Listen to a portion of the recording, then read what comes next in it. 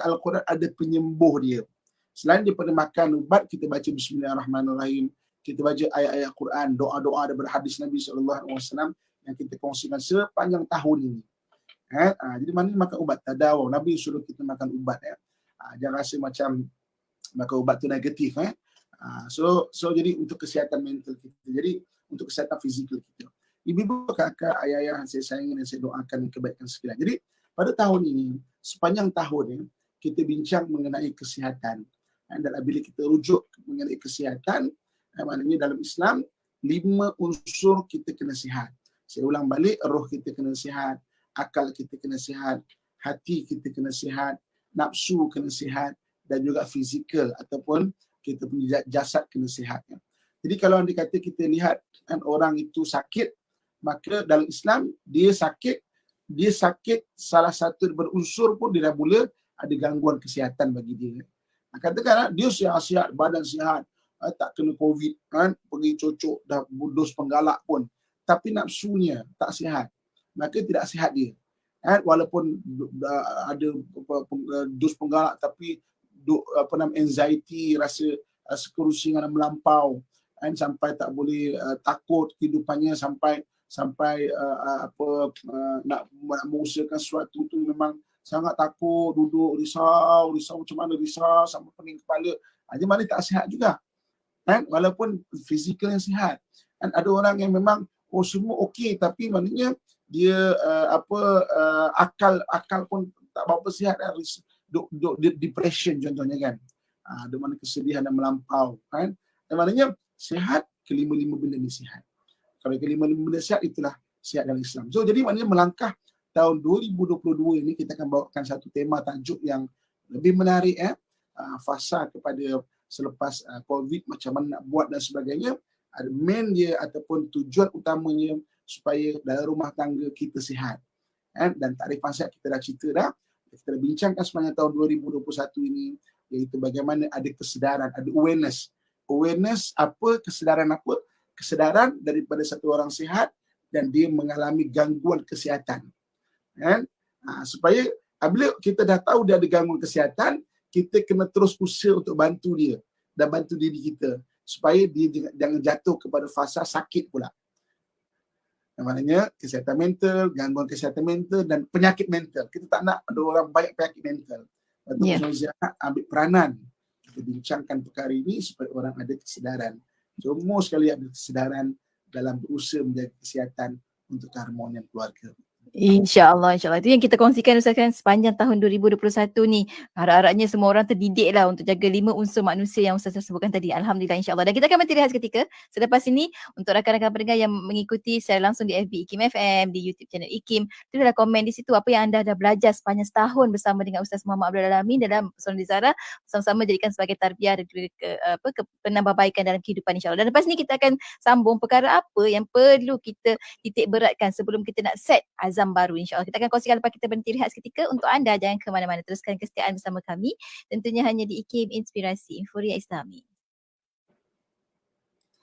La hawla wa la quwwata illa billahil aliyyil azim. La hawla wa la quwwata illa billahil aliyyil azim. لا حول ولا قوة إلا بالله العلي العظيم. لا حول ولا قوة إلا بالله العلي العظيم. Inspirasi Inforia Islami tentunya hanya di Radio Institut Kefahaman Islam Malaysia. Kita kembali bersiaran bersama menerusi perkongsian Pesona Dizara bersama dengan Ustaz Muhammad Abdul Alamin. Hari ini kita cerita tentang tahun baru, azam baru. Jadinya tadi Ustaz dah kongsikan 5 unsur manusia, roh, mental, hati ataupun emosi, kemudian nafsu dan juga jasad. Kena sihat kelima-limanya Ustaz kan. Sehabis boleh, sehabis usaha, kita usahakan untuk sihat ke semuanya, insyaAllah. Cumanya Ustaz, kita nak tahu juga bila kita nak melangkah ke tahun baru baru, orang selalu nak set azam baru Ustaz. Mungkin Ustaz ada panduan-panduan tertentu supaya kita kalau boleh akhir tahun 2021 ni kita dah belajar dah macam mana nak set yang terbaik. Semoga kita melangkah tahun 2021 dengan lebih berani lagi, lebih sihat untuk kelima-lima unsur tadi. Ustaz silakan. Okey, terima kakak tuan-tuan muslimin dan muslimat dan rahmat Allah sekalian kan. Okay, kita dah bincang tadi mengenai kesihatan. Sekarang kita bincang maknanya kita nak melangkah pada tahun baru. Kan kita ada azam baru dalam Quran Allah sebut fa idza azamta fatawakkal 'ala Allah. Kalau kamu mula berazam maka bertawakallah kepada Allah Subhanahu wa taala. Okey. Jadi pertama sekali ada beberapa turutan yang kita kena faham. Okey, salinkan baik-baik benda ni yang saya nak kongsikan. Salinkan baik. Okey, boleh dengar DJ KIT? Boleh Ustaz, silakan terus. Okey, boleh dengar? Okey. So salinkan beberapa turutan yang saya nak ceritakan pada kesempatan kali ini. Okey. Benda yang pertama sekali yang perlu kita ada untuk melangkah kepada tahun baru adalah matlamat. Matlamat ni adalah apa benda yang kita nak capai. Dalam Islam ada 2 matlamat penting. Yang pertama, letakkan matlamat hidup kita adalah untuk mencari keredaan Allah Subhanahu wa taala. Itu benda yang pertama. Matlamat kita untuk mencari keredaan Allah Subhanahu wa taala. Itu benda yang pertama. Sebab dalam Quran Allah sebut wa ma khalaqtul jinna wal insa illa liya'budun, tidak kami jadikan manusia dan jin itu melainkan untuk beribadah kepada aku. Jadi pada semua manusia dan juga jin dan dengan pesona di Zahra kita tak tahu okey, manusia dan jin yang mendengar pesona saya ada tahu DJ KIT satu hari ada satu orang kerasukan jadi ini dulu sebelum PKP dulu dia ada satu orang telefon, tolonglah Ustaz. Saya kata kenapa anak saya ni kena kerasukan? Saya kata saya sibuk ni ceramah sana sini kan. Cuba cari ustaz lain. Ustaz lain pun sibuk Ustaz. Jadi bila cakap seginilah saya kata saya akan datang selepas sembahyang. Selepas saya ceramah Isyak lambat sikitlah. Tak apa Ustaz. Saya lepas ceramah dan pukul 9 lebih saya pun sampai rumah dia. Kan? Jadi ketika dah saya sampai biasanya saya akan solat hajat dulu. Yang Allah minta petunjuk macam mana buat, dan kita bacakan beberapa ayat-ayat ruqyah dalam air, kita bagi minum. Nak minum boleh bercakap, jin tu bercakap Bila bercakap saya tanya dia apa berbual lah, tanya daripada mana lah, itu biasa normal lah, sesi berkenalan dulu Sebab tu saya tanya, awak ni Islam ke tak Islam? So, biasanya kalau bagi orang yang maknanya untuk perubatan ni, kalau jin tu tidak Islam, dia akan Islamkan dulu, usahalah dakwah kan. Kalau dia tak Islam, maknanya masa macam itulah kita akan bawa kepada Islam. Ada yang tak nak, ada yang nak. Jadi saya tanya pilih Islam. Bila Islam apa lagi, saya membebel lah. Kau tak tahu ke? Kita Islam ni mana boleh ganggu sama saudara se-Islam kita? Tak belajar ke? Tak pergi belajar ke? Belajar Ustaz, belajar. Kau belajar kat mana? Cakap, belajar kat Universiti Negeri Ustaz. Dia dengar kuliah tau. Jangan main. Dia kata, belajar kat Universiti Negeri. Ya ke? Okay, siapa Ustaz kat Universiti Negeri? Dia cerita Ustaz ni. Maknanya memang dia suka hadir kuliah. Lepas tu saya tanya lagi. Kalau kau belajar betul-betul kat Universiti Negeri, kau duduk dekat mana? Ada Ustaz, saya duduk kat belakang-belakang. Ibu kakak, kalau datang masjid, jangan duduk belakang-belakang. Okay, ni real case Mana duduk belakang-belakang. Okay, balik pada perkongsian kita Pertama ada matlamat. Okey, wa ma khalaqtul jinna wal insa illa liya'budun, tidaklah kami menjadikan manusia dan jin untuk mengabdikan diri kepada Allah. Jadi maknanya siapa-siapa personal Zahra sama ada daripada bangsa manusia dan jin. Saya seru. Pertama matlamat apa? Matlamat adalah untuk mencari redha Allah Subhanahu wa taala. Jadi jangan hindarkan benda-benda haram, hindarkan benda-benda makruh. Itu matlamat kita. Apa-apa pun kena ingat. Kita nak cari redha Allah Subhanahu wa taala. Okey, matlamat yang kedua adalah matlamat yang spesifik buat kita. Matlamat yang spesifik apa yang kita nak capai pada tahun 2022. Sebenarnya Kak Yati kalau kita mau jujur, saya buat kesuforasi insan banyak kita bicara mengenai psikologi Imam Ghazali kan. Kalau kita mau jujur, sebenarnya ada orang yang naturally inborn dia susah nak bina satu matlamat. Sebenarnya ada. matlamat kau apa? Saya pun tak tahu. Ada memang jenis orang dia. Kita tak dapatlah cerita panjang dia orang macam mana. Tapi ada jenis orang dia. Maknanya dia tu tak ada future oriented langsung. Dia tak tahu nak buat apa. Dia tak tahu nak buat apa akan datang. Hidup dia ikut flow je. Sampai saya pernah buat satu kursus kan, dekat dengan saya tu ada satu orang kita panggil Sifu Sifu yang biasa mengajar untuk orang bagi motivasi buat matlamat. Jadi bila kita dah bahagi pembahagian kumpulan tu, dia adalah jenis orang yang memang maknanya susah untuk membina matlamat. Saya tanya dia, saya kata awak biasa mengajar orang untuk membuat macam satu matlamat dalam hidup. Saya nak tanya secara jujur, awak susah tak sendiri nak buat matlamat? Kata semua saya pun susah. Ustaz. Ada orang memang jenis inborn dia susah. Kan? Jadi maknanya kalau kita jenis orang macam gini, kita kena belajar untuk letakkan satu matlamat secara spesifik apa nak buat pada tahun 2022. Kan? Sebab memang ada. Sebab tu kadang-kadang kita tahu azam baru tahun baru, azam baru. Azam adalah satu matlamat apa nak buat. Selain mencari redha Allah yang pertama, first itu, yang kedua, apa benda kita nak capai pada tahun 2020. Kemudian baru ikut flow dia. Maksudnya ikutlah flow. Maknanya macam mana nak buat itu. Okay? Gerak kerja dia. Okey.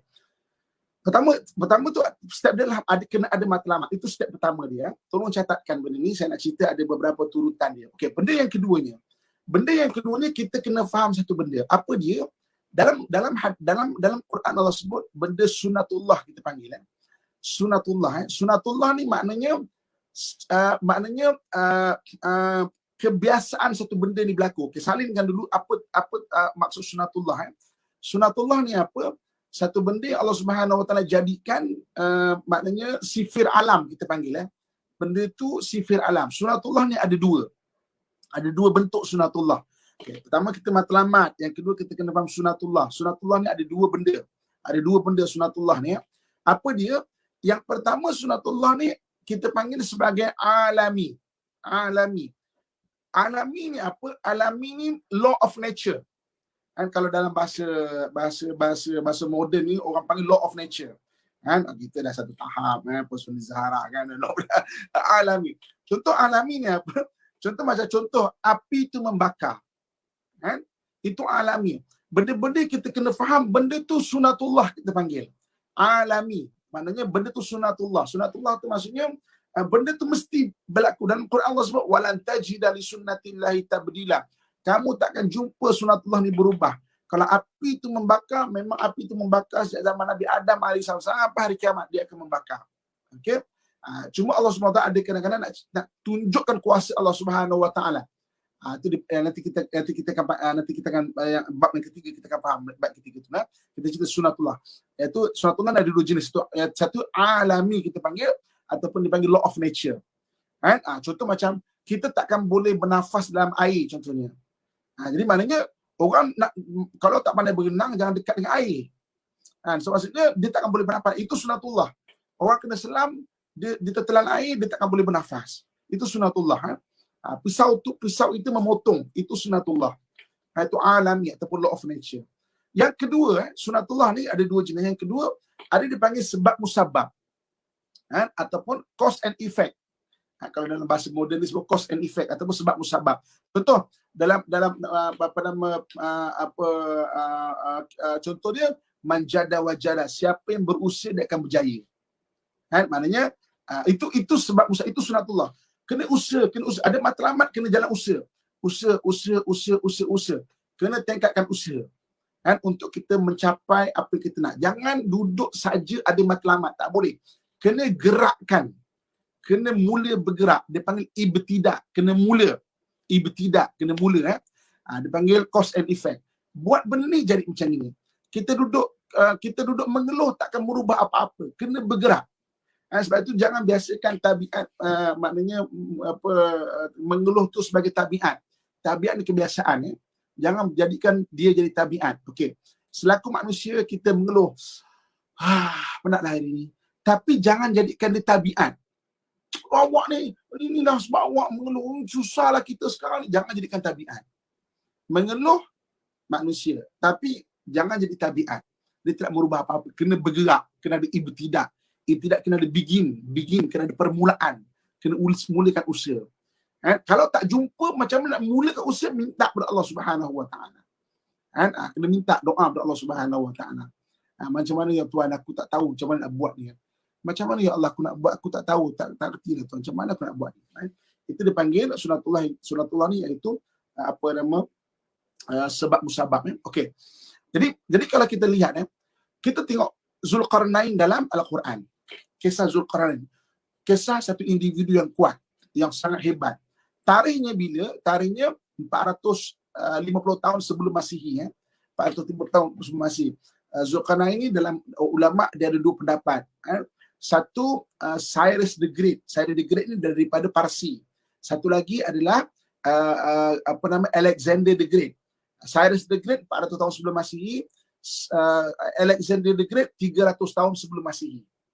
Dia dua benda. Tapi ulama Islam banyak berpendapat Zulkarnain adalah Cyrus the Great, bukan Alexander the Great. Alexander the Great daripada barat, Cyrus the Great orang timur, maknanya orang Parsi. Sebab apa? Sebab pertama sekali Cyrus the Great yang beriman, Alexander the Great tidak beriman. Cyrus the Great orang yang sangat hebat. Zulkarnain, saya nak suka Zulkarnain adalah orang yang hebat. Sampai dia pernah melawan satu makhluk aneh. Makhluk aneh bernama Gog and Magog ataupun Ya'juj dan Ma'juj. Ya'juj dan Ma'juj ni di ayat besok akhir zaman, antara tanda-tanda besar hari kiamat, Ya'juj dan Ma'juj dia akan keluar. Waktu itu Nabi Isa AS orang yang dapat bunuh Dajjal. Nabi Isa dapat bunuh Dajjal. Lepas Nabi Isa dapat bunuh Dajjal, beberapa tahun dalam keadaan aman, tiba-tiba Ya'juj dan Ma'juj ni keluar. Ketika Ya'juj dan Ma'juj ni keluar, Nabi Isa pun tak mampu maknanya menghapuskan Ya'juj dan Ma'juj. Padahal baginda Isa AS orang yang berjaya bunuh Dajjal. Tapi Ya'juj dan Ma'juj pun dia tak berjaya.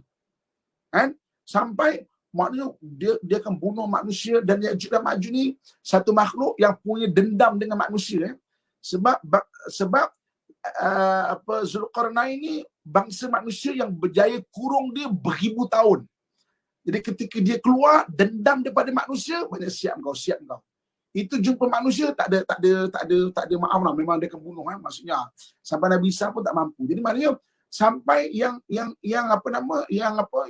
akhirnya menghapuskan dia adalah penyakit macam wabak. Saya mati bergelimpangan dia. Allah bagi rahmat bagi pada manusia, datang wabak, maknanya mati bergelimpangan dia. Okey. Yang saya nak cerita ni, kenapa Zulkarnain boleh menjadi individu yang hebat? Dalam Quran kita banyak sebut. Kita banyak jumpa perkataan apa dia? Okey. Fa'atba'a sababa. Thumma atba'a sababa. Dia mencetuskan sebab-sebab untuk berjaya. Jadi maknanya Zulkarnain, apa iktibar yang boleh kita ambil di sini adalah dia mengikut sunatullah, iaitu mencetuskan sebab-sebab untuk berjaya. Jadi maknanya dalam hidup kita ni, kita kena banyak cetuskan sebab-sebab untuk berjaya. Usaha contohnya kan. Jangan malas berusaha. Sebab itu Islam melarang sangat untuk orang itu ada sifat al-kasal ataupun the laziness. Orang yang ada the laziness, dia akan terbantut apa yang dia nak usahakan. Jadi maknanya cetuskan sebab-sebab berjaya. Kalau kita hari ini mungkin pekerjaan tak ada, sebenarnya apa pekerjaan tak ada? Cuma jangan memilih pekerjaan. Buat usaha. Mungkin boleh buat mula kecil-kecil. Kita usahakan bermula kecil-kecil. Usahakan. Itu yang Allah sebut dalam Quran, bahawa Zulkarnain adalah orang yang mencetuskan banyak sebab-sebab. Kita akan baca surah Al-Kahfi, kita jumpa. Fa'atba'a sababa, thumma atba'a sababa. Dia ikut sebab-sebab untuk berjaya. Itu sunatullah. Itu bab kedua. Pertama ada matlamat. Yang kedua kena gerakkan untuk buat sunatullah, kita panggil. Iaitu maknanya usaha yang kita gerakkan. Sunatullah dia ada dua, alami. Alami itu memang sifat alam lah. Yang kedua adalah cause and effect ataupun sebab musabab ni. Okey. Benda yang ketiga, benda yang kita kena faham dalam dunia ni memang betul wujudnya apa dipanggil khawarikul adah. Khawarikul adah ni benda keajaiban. Wujud benda itu khawarikul adah di luar kebiasaan. Ada khawarik ni benda yang di luar atau mencari adah kebiasaan. Memang wujudnya benda macam ini. Contoh macam orang ada yang tak payah usaha tapi ada rezeki datang kat dia. Tapi benda khawariqul adah ni milik Allah Subhanahu Wa Taala. Jangan pernah kita berfikir untuk itu. Kita kata, oh, tengok orang tu kan tak buat apa-apa pun tapi tak kena COVID pun contoh kan. Dia tak berjaga apa semua. Itu mungkin ada benda-benda yang dibuat dia dapat mungkin hal dia. Tapi itu urusan Allah yang nak bagi. Kita jangan fokus benda itu. Kan? Benda yang mencari adat itu. Itu benda yang ketiga kita kena faham. Ada orang kadang-kadang, oh, keajaiban contoh kan. Tapi melanggar sunatullah akhirnya kena. Banyak hari ni orang yang tak jaga SOP, kan? Tak jaga sunatullah. SOP itu sunatullah. Kan? Semata-mata dan walan tajidalu sunnatillahi tabdila. Kamu takkan dapat sunatullah itu berubah-ubah. Kamu takkan dapat benda itu berubah-ubah. Akhirnya dia kena penyakit dan mudarat ahli keluarga dan sebagainya. Kan? Jadi maknanya sunatullah dan ada khawariqul adah. Kita memang wujud khawariqul adah ataupun benda keajaiban dan bunyi. Tapi jangan tanya benda itu. Itu urusan Allah Subhanahu Wa Taala. Sebagai manusia, kita kena selalu cetuskan sebab-sebab untuk berjaya. Zulkarnain, kan? Kena turun kurung Ya'juj dan Ma'juj. Nabi Isa AS, kenapa Nabi Isa tak petik tangan dan semua Dajjal pun meninggal? Kan? Kenapa dia kena berperang? Banyak orang-orang meninggal semua kan? Untuk kalahkan Dajjal. Itulah sunatullah. Kenapa tak dia tiba-tiba dia Nabi kot, petik tangan, habis meninggal. Macam kita tekan button delete kan. Okey? Tak seterusnya, kita berhenti berehat sekejap. Kita berhenti rehat sekali lagi. Untuk anda jangan ke mana-mana, teruskan kesetiaan bersama kami. Tentunya hanya di IKIM Inspirasi Inforia Islami. Subhanallah walhamdulillah wa la ilaha illallah wallahu akbar. Subhanallah walhamdulillah wa la ilaha illallah wallahu akbar. Subhanallah walhamdulillah ولا إله إلا الله والله أكبر. سبحان الله والحمد لله ولا إله إلا الله والله أكبر. Alhamdulillah, kita kembali bersiaran bersama dengan sahabat pendengar menerusi perkongsian Pesona Dizara hari ini untuk sama-sama kita tutup tahun 2021 untuk kita bina azam baru untuk tahun 2022 insya-Allah bersama dengan Ustaz Muhammad Abdul Amin untuk tahun baru azam baru. Ustaz, kita nak kongsikan tadi Ustaz dah kongsikan antara elemen-elemen yang perlu ada untuk kita set matlamat untuk tahun 2021. Pertama untuk mendapat redha Allah SWT, kemudiannya kita ada sunatullah yang kita kena faham. Perkara-perkara ini akan berlaku sebenarnya dalam kehidupan kita supaya kita mudah untuk terima setiap perkara-perkara yang bakal berlaku dalam kehidupan kita. Dalam kita nak set azam kita untuk tahun baru dan juga ada keajaiban. Tapi kita tak boleh nak mengharap sangat Ustaz kan. Ada keajaiban tapi insya-Allah kalau kita usahakan kita akan dapat juga sesuatu perkara yang di luar daripada jangkaan kita insya-Allah. Ustaz, kita sambung lagi sikit lagi Ustaz di hujung-hujung ni. Silakan. Okey. Kemudian dalam untuk menghadapi tahun baru kena ada matlamat. Okey, matlamat pertama redha Allah. Yang kedua matlamat secara spesifik. Untuk melaksanakan matlamat ni kena ikut sunatullah. Sunatullah kena usaha. Cetuskan sebab-sebab untuk kita berjaya. Yang ketiga, kita tak nafi dalam Islam ada dipanggil khawariqul adah ataupun benda-benda keajaiban ataupun di luar adat kebiasaan ni.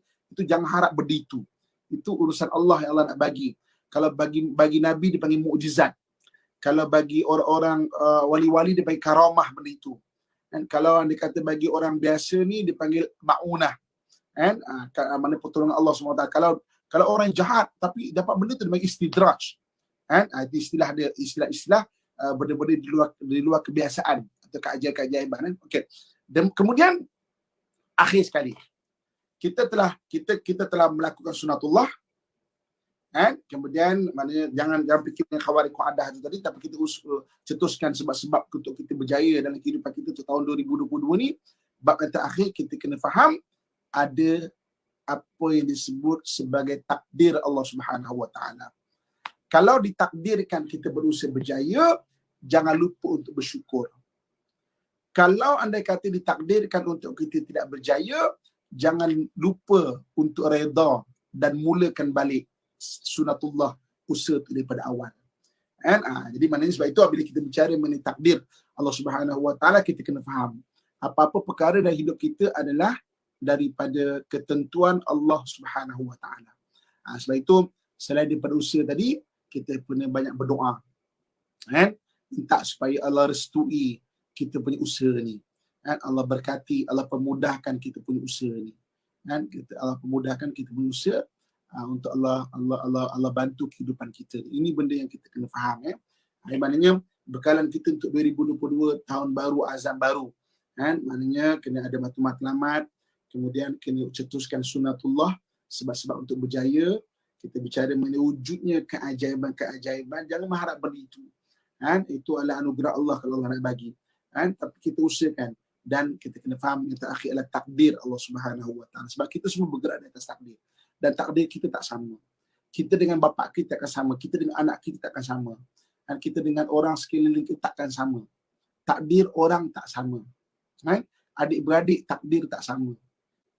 Di mananya mohon pada Allah Subhanahu Wa Taala restu dalam kehidupan kita, supaya Allah panjangkan umur, murahkan rezeki, bagi kesihatan, bagi jalan keluar bagi segala permasalahan dalam kehidupan kita. Itu InsyaAllah. Perkongsian kita dalam Pusat Ziarah untuk tahun 2021, kesimpulan ini dan apakah panduan untuk kita melangkah kepada tahun baru 2022. InsyaAllah. Mudah-mudahan dapat melangkah dengan lebih berani lagi Ustaz kan. Kita dah belajar banyak perkara tahun 2021 ni, supaya 2022 nanti kita lebih faham tentang apa jua perkara-perkara kena perlu perancangan, kena perlu pada berlapang dada dan sebagainya. Ustaz, kita sampai hujung-hujung Ustaz, sedikit kesimpulan kepada kita tutup dengan doa. Silakan Ustaz. Ibu kakak tuan-tuan sekalian, sebagai kesimpulan dia, saya secara peribadi mengucapkan terima kasih kepada penerbit, kepada seluruh kru yang bertugas IKIM, seluruh warga IKIM, dan sesiapa saja yang menjayakan perkongsian kita Pusat Ziarah sepanjang tahun 2021 ini. Dan saya minta maaf kepada seluruh para pendengar kalau saya ada bagi contoh-contoh kan. Contoh-contoh itu sebenarnya tidak ada kena-mengena pun, sama dia hidup ataupun yang meninggal ataupun yang belum lahir lagi, tak ada kena-mengena pun. Dia cakap hati sebab ada orang tahu, dia hantar mesej personal dekat saya kan. Dia kata, Ustaz ada cerita ni sindir saya Ustaz. Tak ada kena-mengena. Benda ni real case. Kerana saya cerita tu benda-benda pengalaman yang memang realiti, dan realiti kehidupan hari ini. Ustaz ni kalau ceramah Ustaz sindir saya. Suami saya ada berhubung Ustaz je. Tak ada, saya tak kenal pun suami.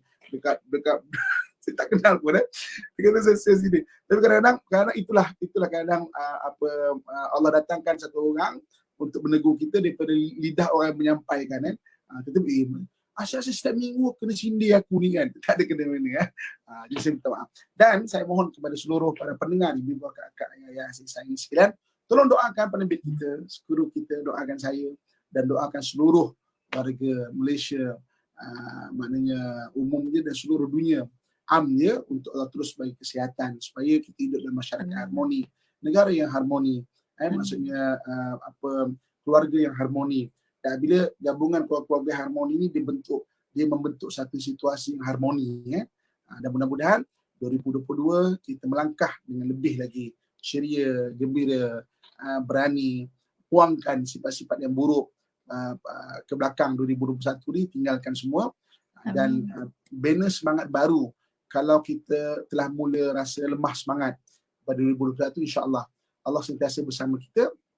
Allah akan memudahkan jika kita sentiasa nak ke arah kebaikan. Dan yang penting sekali, jangan lupa berdoa dan berusaha dalam kehidupan kita harian, insya-Allah. Saya ucapkan terima kasih.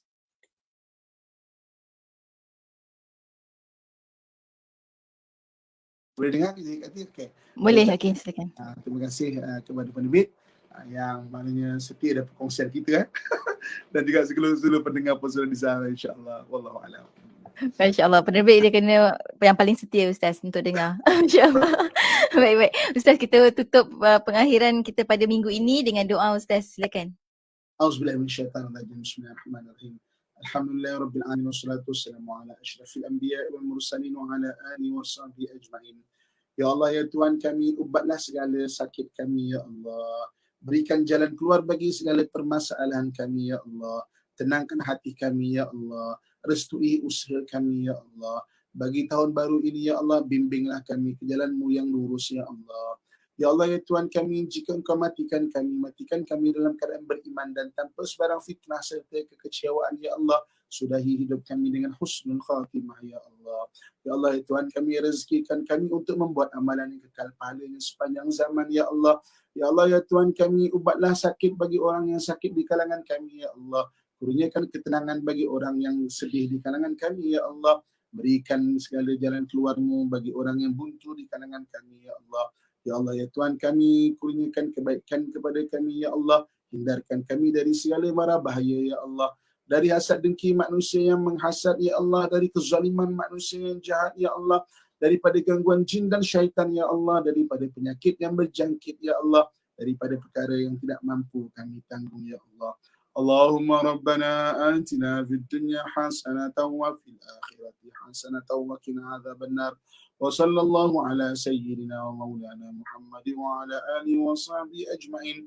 Walhamdulillahi rabbil alamin. Taqabbalallahu minkum minna minkum taqabbal ya karim. Alhamdulillah. Alhamdulillah. Terima kasih banyak Ustaz perkongsian selama 52 minggu untuk tahun 2021 yang sangat bermakna untuk seluruh rakyat pendengar. Terima kasih sekali lagi saya ucapkan untuk perkongsian-perkongsian Ustaz. InsyaAllah mudah-mudahan dapat diamalkan dan semoga tahun 2021 Allah berkati segala usaha dan juga usia kita insyaAllah, dan moga-moga Allah kurniakan juga takdir yang baik untuk tahun 2022 nanti insyaAllah.